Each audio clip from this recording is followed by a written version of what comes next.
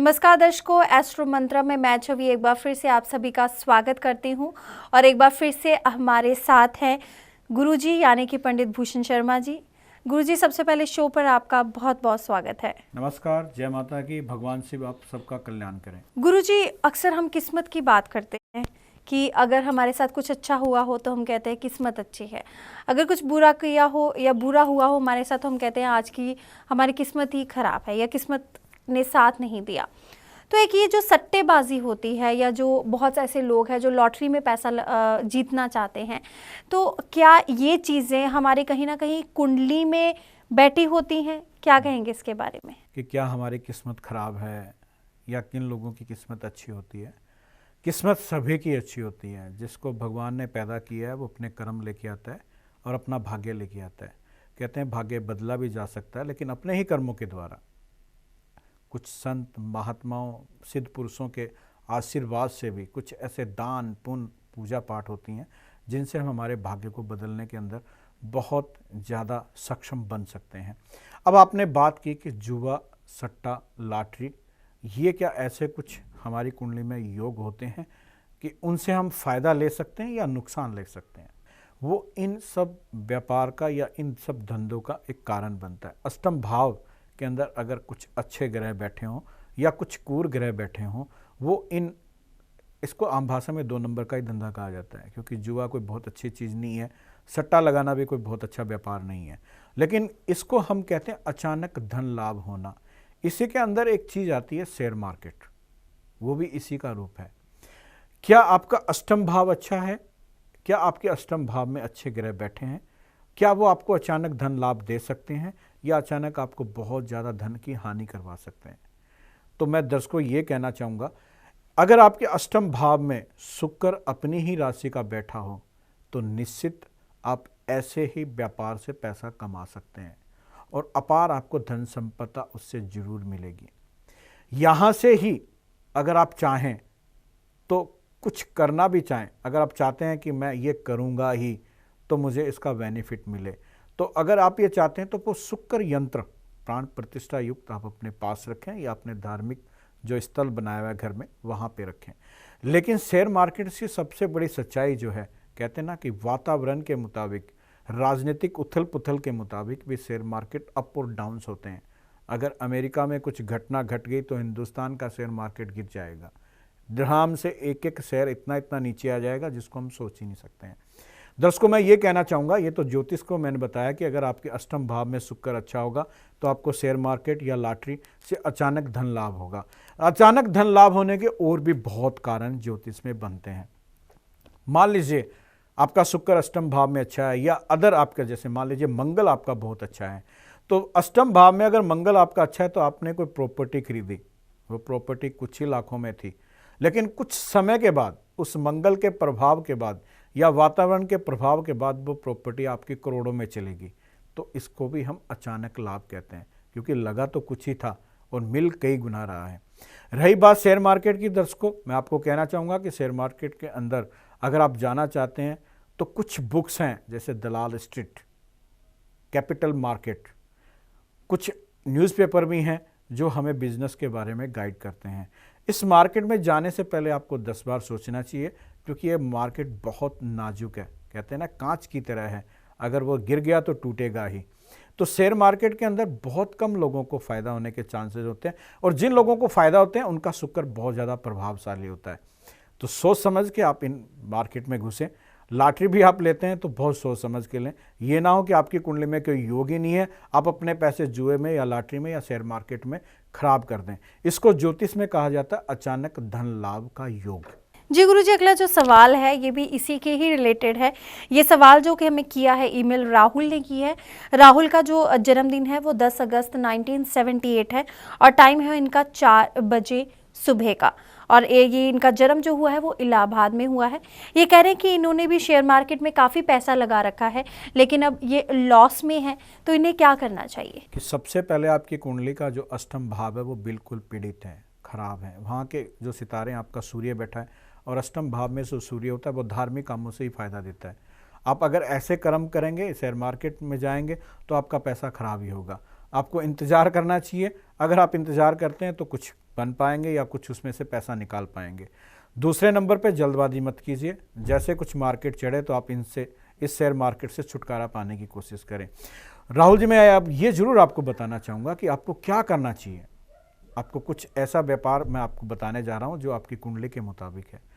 अगर आप होटल से संबंधित व्यवसाय में जाते हैं तो निश्चित बहुत जल्दी आप अपने नाम को रोशन करते हैं और वो बिजनेस आपको चार चांद लगा देगा, बहुत जल्दी आपको तरक्की देगा और आपकी जो समस्या है उससे आपको छुटकारा दिलाएगा, क्योंकि आपकी कुंडली के अंदर बुध बहुत अच्छा है। और जिन लोगों का बुध अच्छा होता है वो लोग वाणी से संबंधित काम, वो लोग होटल से संबंधित काम या पशु का जो खुराक होती है जिसको हम खल फीड कहते हैं, अगर ऐसा बिजनेस करते हैं तो उनको अपार सफलताएं मिलती हैं। लेकिन आपकी कुंडली के मुताबिक अगर आप होटल से संबंधित कोई व्यापार करते हैं, खाने पीने के संबंधित अगर कोई व्यापार करते हैं तो वो आपको सुफलदायक रहेगा। ये जरूर मैं आपको सचेत करना चाहूँगा कि भविष्य के अंदर आप शेयर मार्केट में पैसे मत लगाएं, ये आपको डुबो देगा, ये आपको कंगाल कर देगा। जी Rahul ji, I am sure आपकी जो समस्या है इसका समाधान जल्द ही होगा। आप गुरुजी के साथ संपर्क कर सकते हैं। अगर और भी कोई भी क्वेरी है या आप इनसे मिल भी सकते हैं। इनका एड्रेस भी फ्लैश हो रहा है हमारी टीवी स्क्रीन पर, इनके फ़ोन नंबर फ्लैश हो रहे हैं और इनका ईमेल आईडी भी फ्लैश हो रहा है। और भी लोग जो इस प्रोग्राम के साथ जुड़े हैं, मैं उन्हें बता दूँ कि ये शो लाइव नहीं है। अगर आपकी कोई भी समस्या है तो आप गुरुजी को कॉल कर सकते हैं, इनके साथ संपर्क कर सकते हैं। गुरुजी, अगर इसी बात को लेकर अगर मैं टिप्स जानना चाहूँ, जिन लोगों के शेयर मार्केट में पैसे फंसे हुए हैं या जो लगा रहे हैं या जो लॉटरी डाल रहे हैं, वो थोड़ी सी अपनी लक को आजमाना चाहते हैं, तो ऐसे लोगों के लिए क्या टिप्स आप उन्हें देंगे? इस व्यापार के अंदर जाना बहुत ही खतरनाक होता है, लेकिन फिर भी आप किसी कारणवश ये करना ही चाहते हैं तो इसके लिए महालक्ष्मी की पूजा करें और कार्य सिद्धि यंत्र अपने पूजा स्थल पे या अपनी पॉकेट में रखें। हर शुक्रवार के शुक्रवार पक्षियों को दाना डालें और हो सके तो दही लेके, जो आम मिल जाती हैं, दही का लेप शिवलिंग पे करें और उसके बाद उनको जल अभिषेक करवाएं। अगर आप ये करते हैं तो इस मार्केट से आप कुछ फ़ायदा ले सकते हैं। लेकिन मैं बार बार कह रहा हूँ कि ये मार्केट, ऐसे व्यापार किन्हीं किन्हीं लोगों की कुंडलियों में अच्छे होते हैं, सभी लोगों के लिए अच्छे नहीं होते हैं। तो बड़ा सोच समझ के, या ये करना चाहते हैं तो किसी अच्छे ज्योतिषी से अपनी कुंडली दिखाएं, उसके बाद अपनी कार्रवाई शुरू करें। जी गुरुजी, अगला जो सवाल है जी, ये भेजा है सचिन शर्मा ने। सचिन शर्मा का जो समय है वो 4:30 बजे है शाम का और इनका जो जन्म की तिथि है वो 10 अक्टूबर 1979 है। शिमला में इनका जन्म हुआ है। ये कह रहे हैं कि ये पॉलिटिक्स में है, लेकिन पॉलिटिक्स में इनको सक्सेस नहीं मिल पा रही है। अपना नाम बनाना चाहते हैं लेकिन अभी भी काफ़ी मेहनत इनको करनी पड़ सकती है। तो ये कह रहे हैं कि क्या इनकी कुंडलियों में ये योग है कि पॉलिटिक्स में ये अपना नाम कमा सकेंगे और पहचान बना सकेंगे? सचिन जी, मैं आपको बताना चाहूँगा कि जो आपकी कुंडली हमने बनाई है उसके मुताबिक जितने भी ग्रंथ हैं ज्योतिष के, उनके हिसाब से ये आपका सवाल का जवाब हमने निकाला है। जितने भी लोग राजनीतिक में जाते हैं उनका गुरु बहुत ज़्यादा प्रभावशाली होना चाहिए, तभी भी वो लोगों को अपने अंडर कर पाएंगे, तभी वो जहाँ भी अपना लेक्चर देते हैं वो मंत्र मुग्ध कर पाएंगे। उनके अंदर बोलने की क्षमता बहुत ज़्यादा पैदा गुरु ही करता है। आपकी कुंडली जो है वो कर्क लगन की है। कर्क लगन बहुत ही अच्छा लगन होता है और इस लगन में जितने भी लोग पैदा होते हैं वो बहुत अपने नाम को रोशन करते हैं। कुछ अभी आपका जो समय चल रहा है वो 27 नवंबर 2015 तक अच्छा नहीं है। ये आपको समस्याएं पैदा करेगा या आपको राजनीतिक क्षेत्र में इतना नाम नहीं कमाने देगा। आप कह रहे हैं कि आप बहुत कोशिश कर रहे हैं लेकिन वो जो नेम और फेम चाहिए वो आपको नहीं मिल पा रहा है। तो मैं सचिन जी आपको गाइड करूँगा, 8.25 रत्ती का पुखराज आप सबसे पहली अंगुली में पहने और सोने की अंगूठी में डालें। अभिमंत्रित अगर पुखराज हो तो बहुत ज़्यादा फायदा रहेगा। इसको पहनने के बाद आप देखेंगे कि जो भी आपके आसपास लोग हैं वो आपसे प्रभावित होंगे और आपको राजनीतिक क्षेत्र में बहुत ज़्यादा सफलता मिलेगी। एक केसर का तिलक हर रोज़ लगाना शुरू करें। अगर आप केसर का तिलक हर रोज़ लगाते हैं तो ये भी गुरु ग्रह को अच्छा करता है, ऊंच का करता है। और मैं दावे के साथ कहता हूं कि आप अपने समाज में, अपने परिवार में, अपने प्रांत में, अपना राजनीतिक क्षेत्र में जरूर मान सम्मान को बढ़ाएंगे और बहुत अच्छा इससे फ़ायदा लेंगे। गुरुजी, ऐसे बहुत से लोग होते हैं जिनको नेताओं से कोई ना कोई काम रहता है या नेताओं के साथ उनको संपर्क में रहना पड़ता है अपने काम के लिए। कोई बिजनेसमैन ऐसे होते हैं या नेताओं के साथ जो आदमी होते हैं वो ऐसे होते हैं। तो ऐसे क्या आप कहेंगे, ऐसे लोगों को क्या सजेस्ट करेंगे जिनका जो काम है वो ऐसे VVIP लोगों के साथ आए दिन रहता है? देखिए दर्शकों, मैं बताना चाहूँगा कि जिन लोगों की कुंडली के अंदर 3 ग्रह, एक सूर्य, एक मंगल और एक बृहस्पति गुरु अच्छा होता है और अच्छे भाव में होता है। उन लोगों के वीवीआईपीज लोगों के साथ संबंध होते हैं, वो हर एक इंसान का काम कराने के लिए तत्पर भी रहते हैं। हमने देखा होगा, आपने भी देखा होगा कि एक छोटे से परिवार में कोई इंसान पैदा होता है, लेकिन उसके लिंक इतने बड़े होते हैं कि हम समझ भी नहीं पाते कि आखिर ये है क्या। उसका कारण कि उस इंसान की कुंडली में सूर्य या ऊंच का होगा या कुछ ऐसी जगह पे बैठा होगा जहाँ से उनको मान सम्मान दिलवाता है, क्योंकि सूर्य बहुत बड़ी पावर है।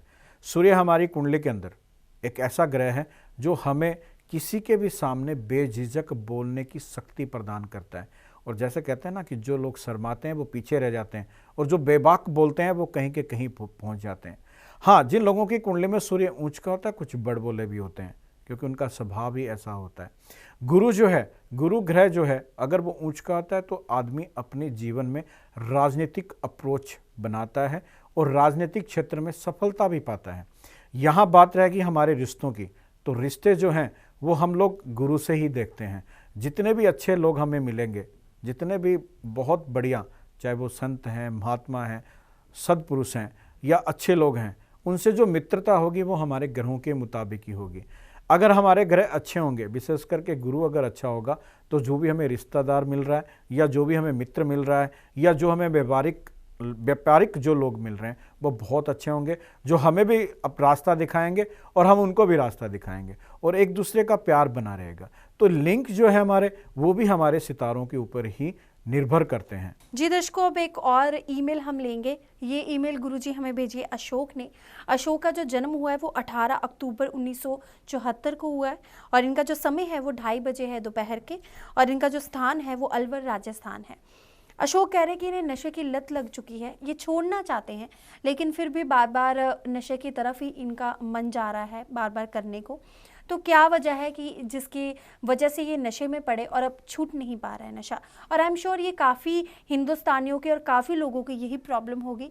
तो क्या कहना चाहेंगे आप इन्हें? अशोक जी, मैं बताना चाहूँगा कि जो आपकी कुंडली हमने बनाई है उसके मुताबिक शनि की महादशा आपको चल रही है और शनि आपके 6ठे भाव में बैठा है। देखिए दर्शकों, मैं बताना चाहूँगा कि जो लोग नशे के आदी होते हैं, नशे को छोड़ना भी चाहते हैं लेकिन किसी कारणवश छोड़ नहीं पाते हैं।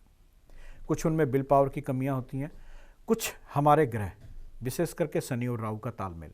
अगर हमारी कुंडली में शनि कहीं खराब है या राहु कहीं खराब है तो हम नशे की तरफ भागते हैं, और जब नशे की तरफ हम भागते हैं तो आप समझ लीजिए ये बहुत बड़े बड़े घर हम बर्बाद करते हुए देख चुके हैं। क्योंकि नशा एक ऐसी लत है जो हमें सामाजिक तौर से भी तोड़ती है, आर्थिक तौर से भी तोड़ती है और पारिवारिक जीवन को भी हमारे को ख़त्म करती है। तो अशोक जी, यहाँ आपका शनि जो है वो 6ठे भाव में है और शनि की महादशा है, तो आप नशे के आदी बने।